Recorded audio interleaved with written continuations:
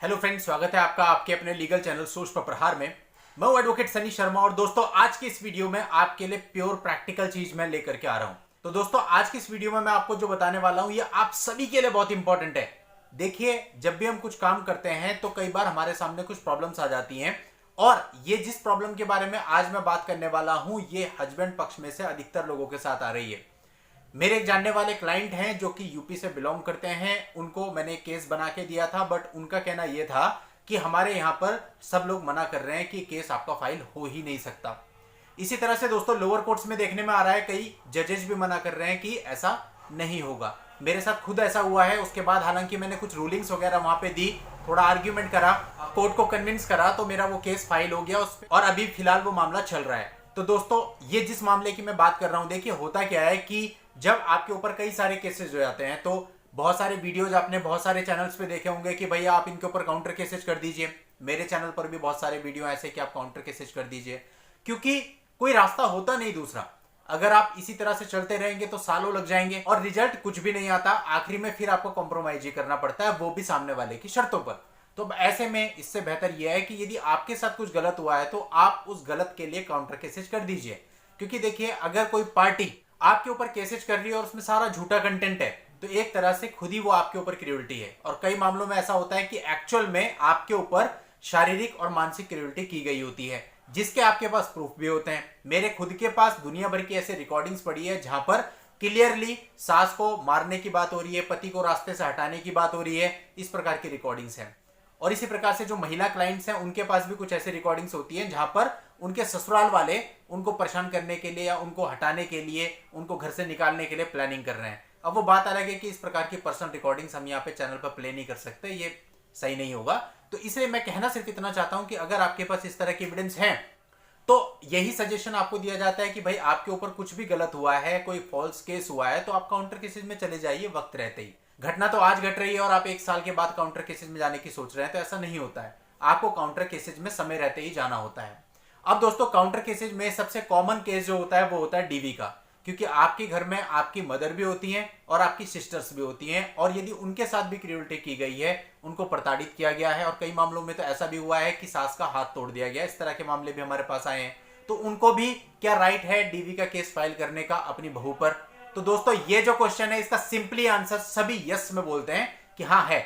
लेकिन जब प्रैक्टिकली इस केस को आगे प्रोसीड किया जाता है तो बहुत सारी प्रॉब्लम्स लोगों के सामने आ रही हैं, और उनकी इस प्रॉब्लम को सॉल्व करने के लिए आज का ये वीडियो, और इस वीडियो में आपको मैं माननीय सुप्रीम कोर्ट के, हाई कोर्ट के और बहुत सारे ऐसे जजमेंट, और प्रैक्टिकली एक केस जो मैंने फाइल किया है जिसमें सेम प्रॉब्लम आई थी, उस केस का पूरा हवाला स्क्रीन पर देने वाला हूं। तो दोस्तों ये वीडियो आप लोगों को बहुत हेल्प करेगा यदि आप काउंटर केसेस में जाने की सोच रहे हैं, और बिना समझे आप अगर जाते हैं तो आप केवल टाइम और पैसे वेस्ट करते हैं। मुझे दोस्तों जब भी लगता है कि लोगों के सामने एक जन सामान्य प्रॉब्लम ये आ रही है तो फिर उस पर एक वीडियो आना बहुत जरूरी हो जाता है। वीडियो को अंत तक देखना है, तभी आपको सारी चीजें समझ में आएंगी। और यदि आपने चैनल को अभी तक सब्सक्राइब नहीं किया है तो चैनल को सब्सक्राइब करके नोटिफिकेशन बेल पर जरूर क्लिक कर लें, ताकि जब भी मैं ऐसी कोई वीडियो आप लोगों के लेके आऊं उसकी जानकारी आप सबको मिले। तो दोस्तों अभी तक मैंने इस वीडियो में आपको पूरा बता दिया है कि मैं क्या बात करने वाला हूं।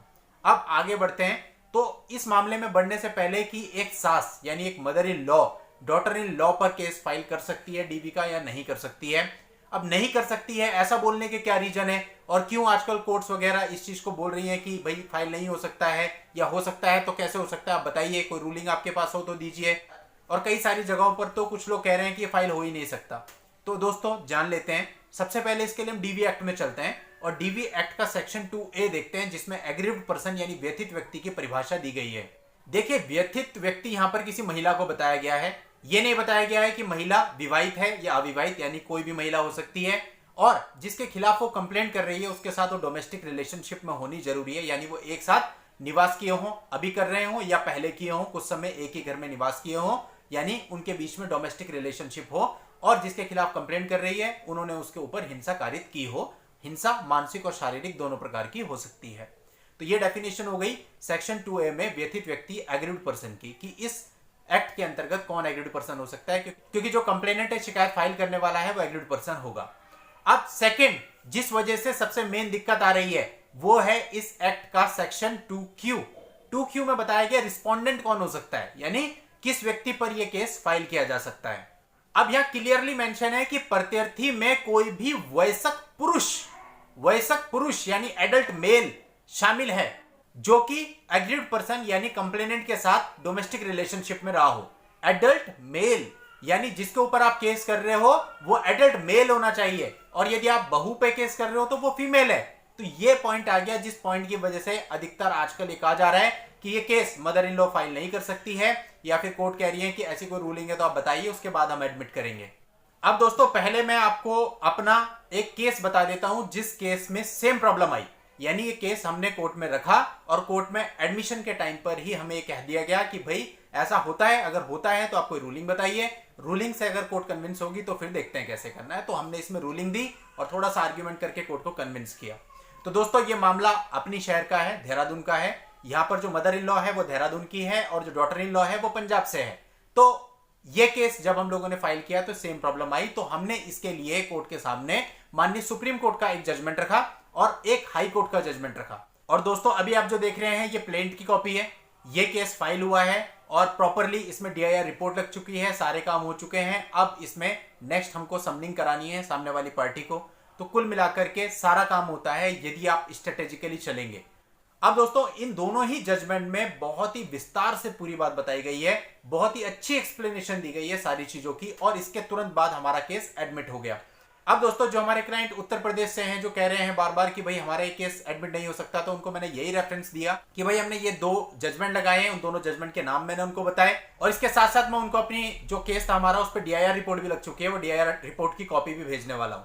तो कुल मिलाकर के दोस्तों फिर मुझे लगा कि ऐसी प्रॉब्लम बहुत सारे लोगों के साथ पूरे देश भर में आ रही होगी, तो उन लोगों को यहां से रिलीफ मिलेगा कि कैसे आपको ये सॉर्ट आउट करना है।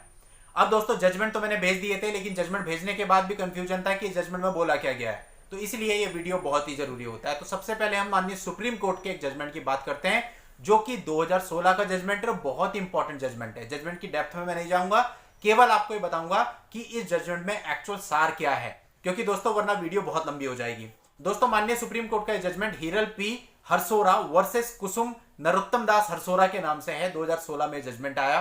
अब इसमें क्या था कि एक मां और बेटी दोनों ने एक DV का केस फाइल किया। अब इस DV के केस में जो रिस्पोंडेंट थे वो एक मेल पर्सन था और 3 फीमेल पर्सन थी।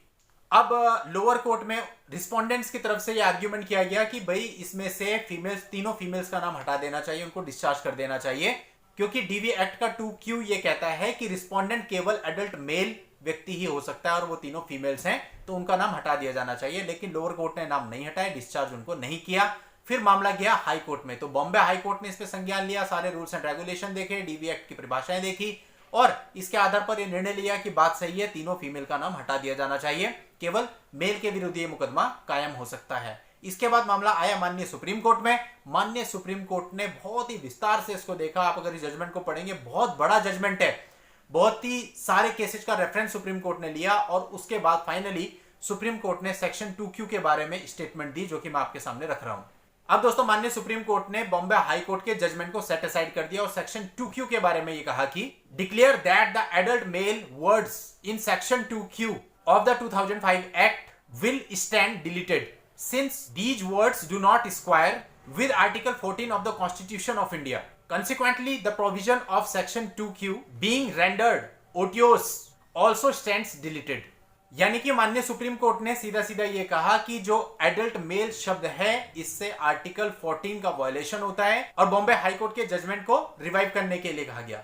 तो दोस्तों यहां पर सुप्रीम कोर्ट ने पूरी चीज क्लियर करी है। इसके बाद दोस्तों एक और बहुत इंपॉर्टेंट जजमेंट है, वो है हाई कोर्ट का जजमेंट, दिल्ली हाई कोर्ट का जजमेंट है Kusum Lata Sharma versus state and another.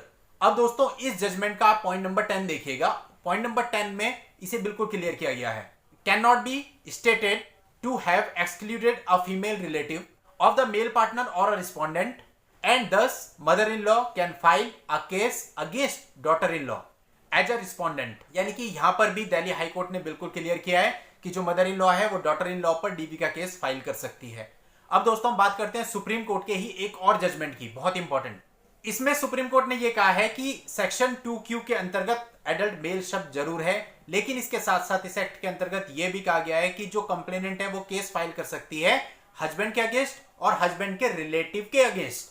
अब रिलेटिव के अंतर्गत कहीं ये नहीं बताया है कि रिलेटिव मेल होगा या फीमेल होगी, जस्ट रिलेटिव के अगेंस्ट। तो इस दृष्टिकोण से भी जो डॉटर इन लॉ है वो हस्बैंड की रिलेटिव तो है ही, इसलिए mother in law daughter in law पर भी केस फाइल कर सकती है। दोस्तों आज की इस वीडियो में मैंने पूरी कोशिश करी कि आपको कोई भी कंफ्यूजन ना रह जाए। अभी ऐसा कोई भी व्यक्ति जिसका ये काउंटर केस फाइल नहीं हो रहा है, ये दो मैंने आपको सुप्रीम कोर्ट के जजमेंट बताए, एक मैंने हाई कोर्ट का जजमेंट बताया, और साथ ही मैंने आपको एक्सप्लेन भी कर दिया कि इन जजमेंट्स के अंदर क्या कहा गया है। अब इतना एक्सप्लेनेशन अगर आप कोर्ट के सामने देंगे तो बहुत ही इजीली आपका जो ये केस है ये एडमिट हो जाएगा।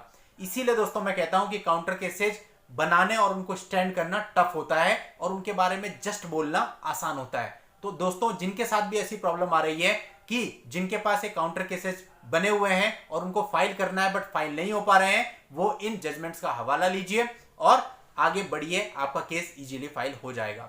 दोस्तों यदि आप अपनी किसी पर्सनल समस्या के लिए मुझसे बात करना चाहें तो उसके लिए इस वीडियो के नीचे डिस्क्रिप्शन में मेरा व्हाट्सएप नंबर आपको मिल जाएगा। उस नंबर पर व्हाट्सएप मैसेज करके आप अपना अपॉइंटमेंट बुक करके मुझसे बात भी कर सकते हैं।